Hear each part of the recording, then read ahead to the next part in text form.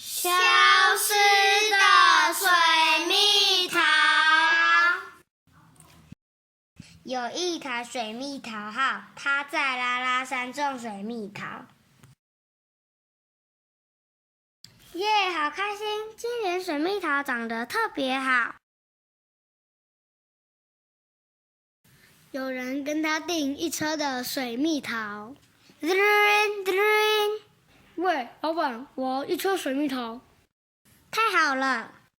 水蜜桃号载着水蜜桃要给客人。冰淇淋号撞到水蜜桃号，哦，好痛！啊，水蜜桃怎么都不见了？水蜜桃号四处找，在新竹只找到贡丸跟米粉。怎么只有贡丸和米粉啊？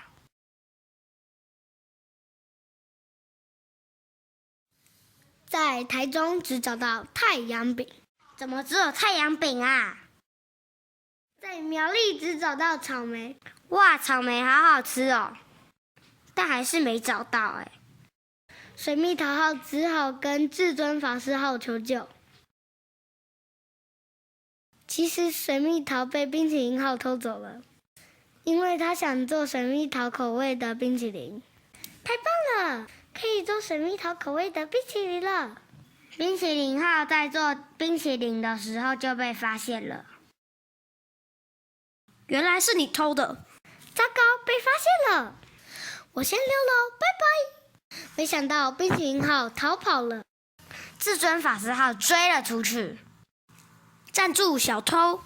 他们经过大桥，他们从台湾打到日本的东京和大阪。至尊法师号用热腾腾的章鱼烧攻击冰淇淋号。吃我的章鱼烧攻击！冰淇淋号太热了，它的冰淇淋都融化，所以就投降了。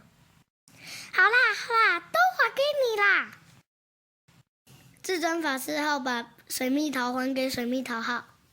水蜜桃号为了答谢，把水蜜桃分给至尊法师号和冰淇淋号吃。请你们吃水蜜桃。冰淇淋号还把水蜜桃做成冰淇淋，请大家吃。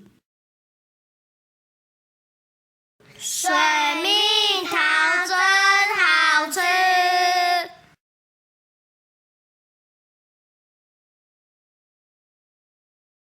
谢